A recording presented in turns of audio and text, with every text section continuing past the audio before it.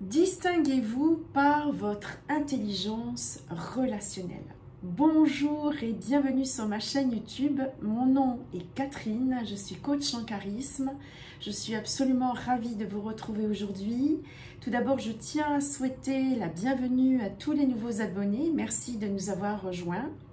Je remercie également mes fidèles abonnés pour vos gentils commentaires, pour votre participation, votre fidélité et vos commentaires très intéressants et pertinents que j'adore lire d'ailleurs. Donc merci, et si vous êtes nouveau sur cette chaîne, eh bien restez jusqu'au bout pour bien vous faire une opinion et peut-être vous compter parmi mes nouveaux abonnés. Donc la vidéo d'aujourd'hui, eh bien, c'est l'intelligence relationnelle, on pourrait dire aussi l'intelligence sociale. Eh bien, je vais vous développer 4 points clés, 4 points essentiels pour faire preuve d'intelligence relationnelle. Une personne charismatique, n'est-ce pas, est évidemment dotée d'une très belle intelligence sociale, d'une très belle intelligence relationnelle, et nous allons la voir dans cette vidéo comment la renforcer, comment la développer.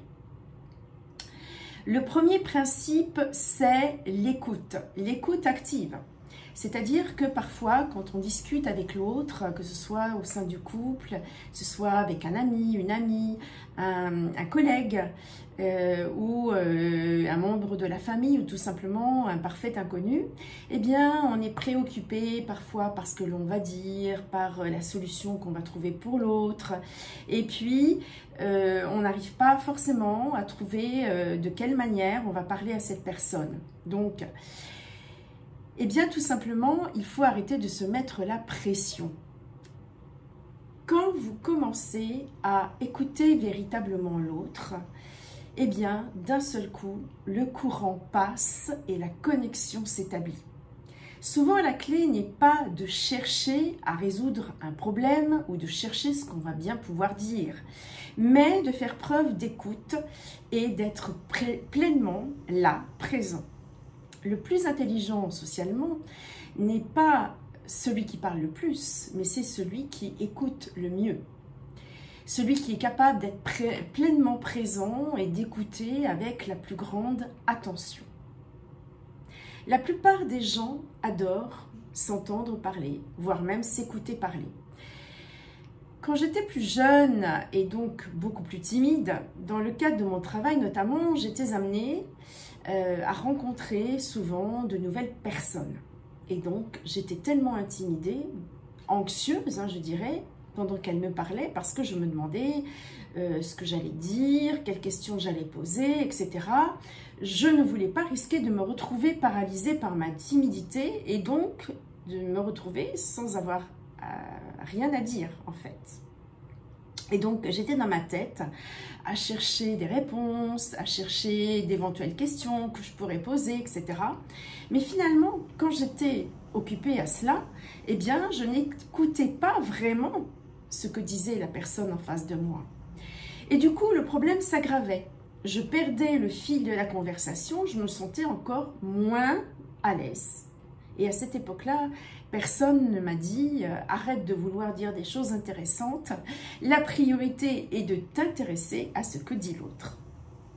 Donc peut-être le faites-vous déjà, voire même certainement le faites-vous déjà, mais si ça n'est pas le cas, entraînez-vous à écouter avec un intérêt profond, en ayant vraiment l'intention de comprendre ce que dit l'autre, voire même surtout de sentir ce que ressent l'autre. Que l'autre se sente écouté, en confiance, en sécurité, est un moyen puissant pour que n'importe qui vous respecte et vous porte dans son estime. Le charisme, ça n'est pas c'est moi qui parle et tout le monde se tait. Non. Certaines personnes dégagent une aura magnétique tout simplement parce qu'elles ont une capacité de présence extraordinaire. Elles sont présentes 100% physiquement et mentalement. Elles sont donc dans l'écoute active. Elles vous signalent qu'elles sont à votre écoute en focalisant leur attention sur vous. Mentalement, elles ne sont pas en train de penser à autre chose. Elles sont focalisées sur vous dans le moment présent et ça se ressent. Une personne qui écoute attentivement utilise des petits mots d'approbation. Ah oui? Ah bon? Ou elle reformule. Donc, ce que vous me dites, c'est que, ou si je comprends bien, cela paraît très simple. En réalité, c'est très simple, mais quand on n'est pas à l'aise socialement, ça n'est pas immédiatement évident. Et cela demande quand même un petit entraînement. La base, évidemment, vous l'aurez compris, on arrête de regarder son téléphone pour se donner une contenance et on arrête de penser à ses préoccupations. Ça, c'est vraiment la base. Un jour, il y a 2 ans exactement, j'ai coaché un jeune mathématicien chinois, un génie des maths et des sciences. Il avait créé un business et comme il avait un génie extraordinaire dans son métier et dans l'offre qu'il proposait, il avait levé des fonds et avait de gros investisseurs. Mais d'un point de vue social, il n'y arrivait pas. Il se sentait bloqué, mal à l'aise dans tous les événements sociaux, dans toutes les soirées networking auxquelles il devait participer. Donc il y avait un décalage total entre ses idées de génie et son aisance sociale. Il se sentait paralysé. Tant qu'il était devant son ordinateur et dans ses formules mathématiques, il était vraiment comme un poisson dans l'eau, à l'aise. Et dès qu'il devait aller rencontrer des gens, ça devenait très compliqué pour lui. Et un jour, il doit partir en tournée en Europe pour rencontrer justement les différents acteurs de son activité, de son business, les différents interlocuteurs, les investisseurs, etc. Et donc, panique à bord. Et en fait, donc effectivement, je l'ai coaché. L'erreur qu'il faisait tout simplement, c'est qu'il partait du principe qu'il devait briller dans ses conversations. C'est-à-dire qu'il partait du principe qu'il devait être à la hauteur de la réputation de génie qu'il avait, à la hauteur des fonds qu'il avait levés. Donc, il se mettait vraiment beaucoup de pression. Il a fallu lui apprendre tout simplement, mais tout simplement, qu'au lieu d'être préoccupé par ses réponses, il devait être authentiquement engagé dans la conversation. À chaque interaction avec quelqu'un, il devait donner la sensation que l'autre était important à ses yeux.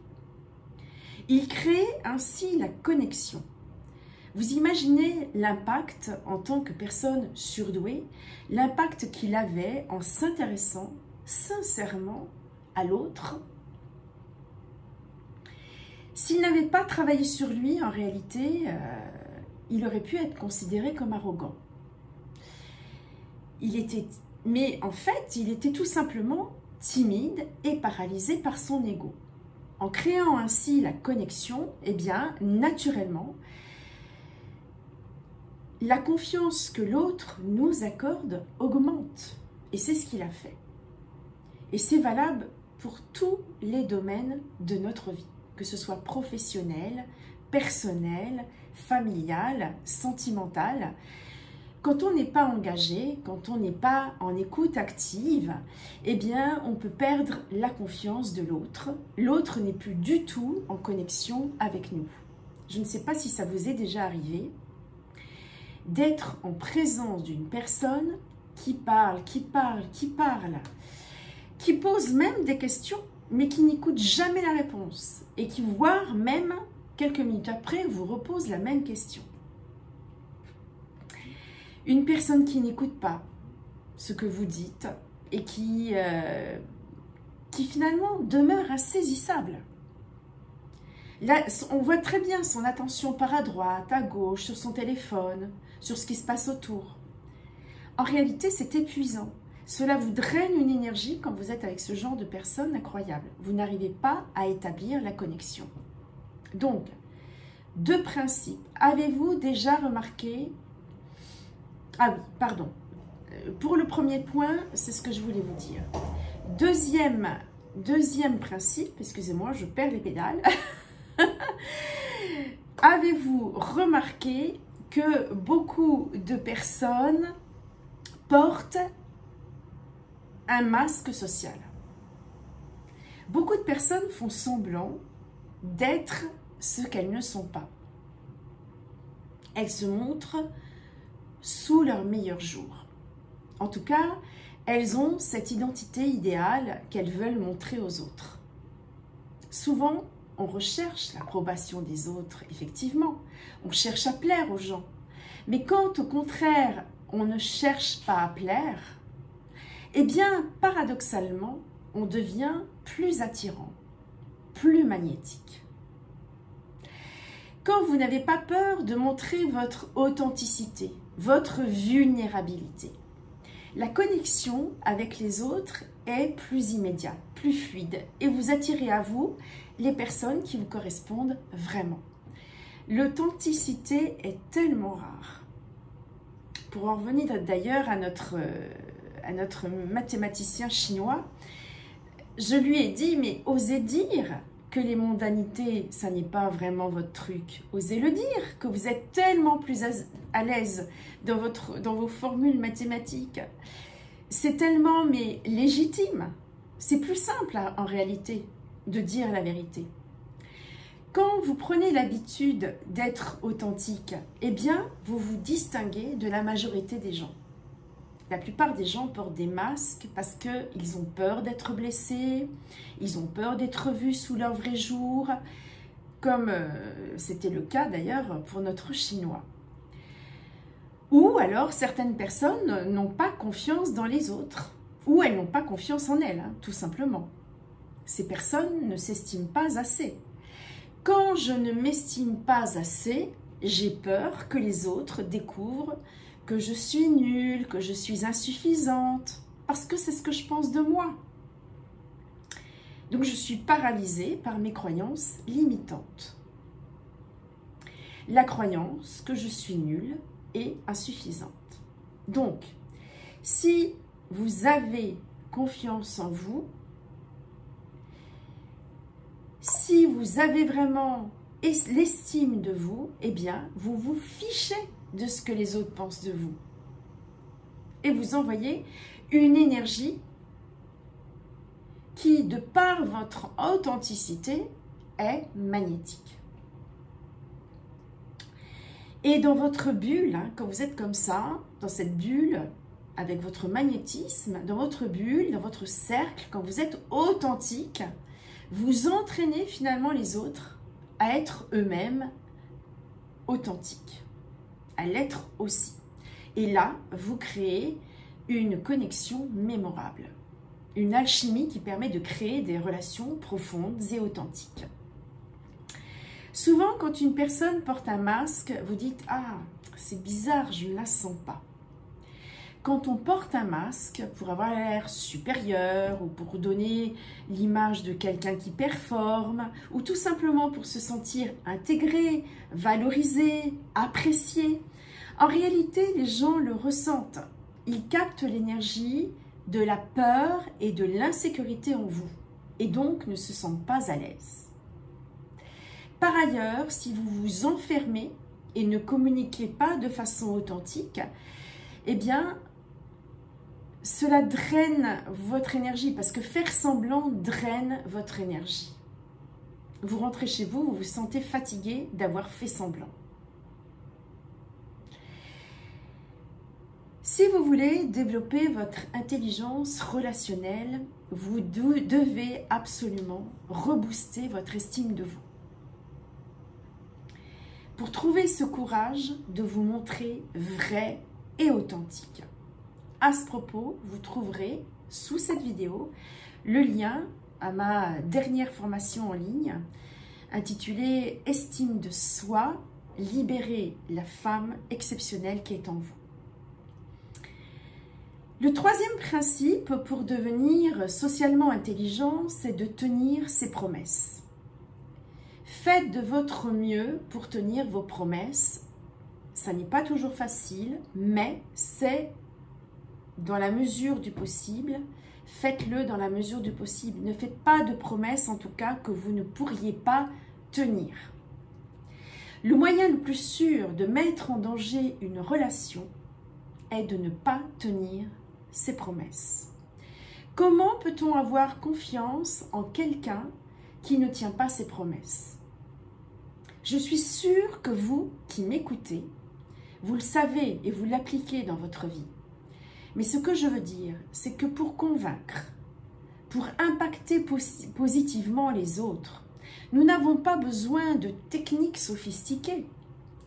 La base, c'est le respect des valeurs et tenir ses promesses en est une. Être une femme ou un homme de parole fait partie de ces valeurs charismatiques. Chaque promesse que vous tenez augmente la confiance que les gens vous accordent. Ils auront pour vous de l'estime et de l'admiration. Toutes les personnes charismatiques pour lesquelles j'ai travaillé, et travaille encore d'ailleurs, ont souvent des emplois du temps de folie. Mais pour ces personnes, un engagement est un engagement. Un rendez-vous est un rendez-vous. Il faut vraiment qu'ils aient une raison sérieuse et valable pour l'annuler. Enfin, le dernier point très important, avez-vous remarqué à quel point certaines personnes peuvent mentir ou prétendre ne pas avoir fait quelque chose qu'elles ont déjà fait, se trouvent des excuses, elles justifient leurs mauvais choix après les avoir faits, trichent, mentent, utilisent des pirouettes psychologiques, manipulent. Ce genre de pratique, inévitablement, sème le chaos et la discorde à terme autour d'elles. Ces personnes ne pensent pas à l'impact que cela peut avoir sur leur vie, elles pensent au gain immédiat que cela procure. À long terme, le mensonge, la manipulation brise les relations et brise un code moral. Quand on prend l'habitude de ne pas dire la vérité, on perd son authenticité, on perd son intégrité personnelle, on perd sa force de caractère, on perd ses relations. Car personne n'a envie de rester en relation avec des personnes qui ne sont pas intègres. Mentir, manipuler, c'est renoncer à ses vertus, à ses capacités à être droit. D'ailleurs, si j'ai un conseil à vous donner, fuyez comme la peste les gens qui ne vous disent pas la vérité. J'en ai fait les frais et je peux vous dire que cela peut aller loin. Donc en résumé, dans cette vidéo, dire vrai, être authentique, vous permet de renforcer votre estime de vous, de renforcer votre confiance en vous, de renforcer votre dignité et surtout, aux yeux des autres, de renforcer votre crédibilité. Ça fait de vous un être fiable, socialement intelligent et charismatique. Voilà, merci de m'avoir écouté, merci de liker et de vous abonner. Je vous dis à très vite pour une autre vidéo. Prenez bien soin de vous. À bientôt.